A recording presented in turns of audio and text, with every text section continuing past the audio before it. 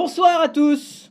Je suis très fier de clôturer ce 218e congrès du Rassemblement universaliste pour la résolution des conflits géostratégiques par le dialogue et la violence. J'espère que vous avez pu profiter de ces 2 jours de congrès avec le stand de pêche à la dynamite, le tir au ballon au FAMAS et bien sûr la représentation exclusive de la nouvelle pièce de Bernard-Henri Lévy. La guerre, c'est atroce. Quand est-ce qu'on fait la prochaine, qu'on voit ma gueule à la télé? Je tiens à remercier notre partenaire, le groupe Dassault, pour ses magnifiques démonstrations d'avions Rafale et pour ses magnifiques éditoriaux dans le Figaro tous les matins. Par ailleurs, j'ai le plaisir de vous annoncer qu'après consultation des membres, nous avons décidé de changer le nom du mouvement, comme tout le monde. Le Rassemblement universaliste pour la résolution des conflits géostratégiques par le dialogue et la violence, ou RURCGDV, sera maintenant connu sous le nom de la guerre, youpi. Ensuite, je dois vous annoncer une décision importante. J'ai décidé de présenter ma candidature à la présidence de la République. Vous allez me dire, je suis comme tous les hommes politiques, je ne pense qu'à ça. C'est faux, j'y pense à peine. En plus, on est seulement à 3 ans, 4 mois, 4 jours, 18 heures, 50 minutes et 12 secondes du premier tour. C'est beaucoup trop tôt pour y penser. Mais vous voyez la situation dans le pays, les événements se précipitent et le président Emmanuel Macron peut à tout moment décider de quitter ses fonctions. Ce qui créerait une crise diplomatique pour tout le pays, sauf pour Olivox qui n'a aucun respect de l'ordre et qui a parié une bouteille. Bref. Je me propose donc d'être un rempart contre la chienlit, contre le chaos et surtout contre la paix. Mon programme, la guerre, youpi. Un objectif, la guerre. Un plan, la guerre totale. Un rêve, la guerre mondiale. Vous allez me dire, la guerre à qui? Allons-nous faire la guerre à la Russie qui annexe, à la Chine qui torture, aux États-Unis qui polluent? Non, car ces pays ont une histoire, une voix et surtout une armée contre laquelle nous nous ferions pourrir en moins de temps qu'il n'en faut à un centriste pour annuler une hausse d'impôts. Allons-nous faire la guerre à l'Allemagne, à l'Indochine ou à l'Algérie? Non. Si vous voulez des suites, des rebooks et des remakes, vous n'avez qu'à aller au cinéma comme tout le monde. Et si vous voulez faire la guerre à l'Algérie, attendez qu'on ait terminé l'enregistrement au Café culturel Maison Blanche d'Iru Arnaud Bernard, qu'on remercie pour son bon accueil et que vous pouvez retrouver l'émission sur la page Facebook de l'émission et sur le blog Tetris l'émission.blogspot. Pardon, excusez-moi. Le cours normal de mon discours s'est fait pirater par une page Facebook, c'est la saison. J'en étais où? Ah oui. La guerre, alors à qui? Eh bien, j'ai décidé, j'ai choisi. Nous allons faire la guerre à la Belgique. Essentiellement pour l'effet de surprise. Les Belges n'ont en effet pas l'habitude qu'on passe par la France pour les envahir. Oui, le Belge est l'ennemi rêvé. Sournois comme un Anglais qui parlerait 3 langues, le Belge n'a pas d'âme, pas de montagne et n'a jamais gagné la Coupe du Monde. C'est petit.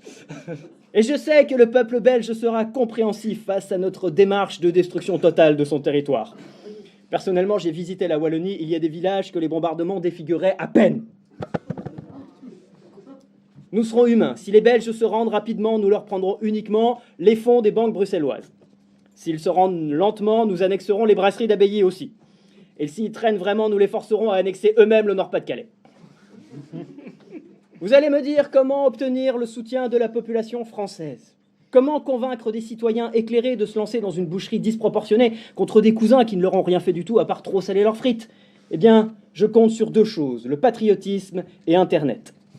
La patrie, c'est important. Vous n'imaginez pas ce que des gens seront prêts à faire quand je vais leur expliquer que 300 millions de Flamands, même pas roses, s'apprêtent à déferler sur la Creuse pour violer les retraités et passer du Franck Michael à nos fils et nos compagnes. Alors que s'ils étaient logiques, ils feraient l'inverse. Je laisse le temps que ça monte au cerveau.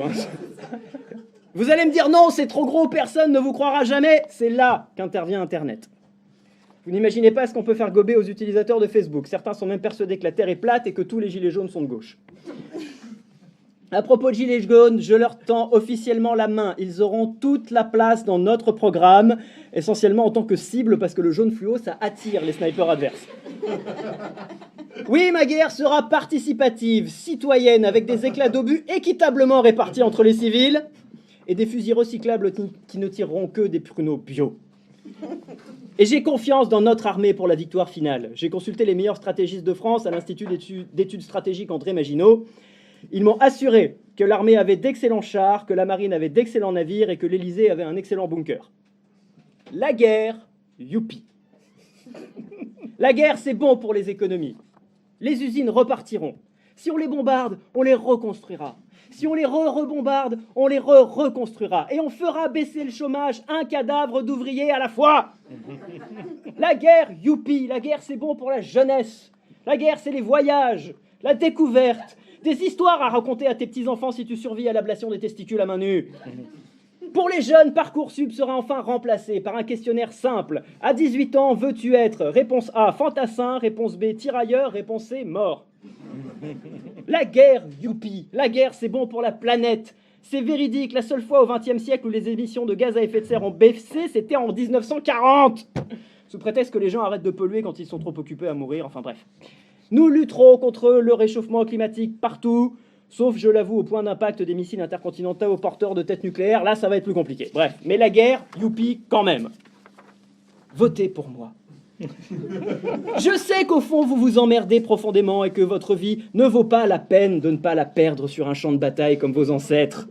Votez pour moi, vous irez faire la guerre. Ensemble, vous irez faire la guerre et ensemble, je dirais que c'est moi qui l'ai gagnée. Votez pour moi. Et vous verrez au petit matin, dans les yeux de votre nourrisson réveillé par les sirènes d'alarme au bombardier, la lueur pétillante de l'innocence, qui savoure vraiment sa journée comme si c'était la dernière, vu que statistiquement c'est peut-être la dernière. Votez pour moi.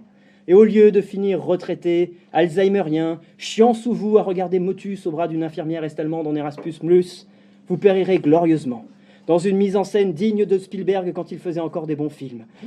Et votre sang impur ravinera les ruines fumantes du vieux monde enfin terrassé, tandis que gémiront vos enfants fiers et grelottants, couchés dans les tripes fumantes elles aussi de vos aïeux, qui certes auront été massacrés par des bombes que vous aurez fabriquées vous-même, mais qui au moins n'auront plus à payer la CSG. La guerre, youpi, votez pour moi. Bravo.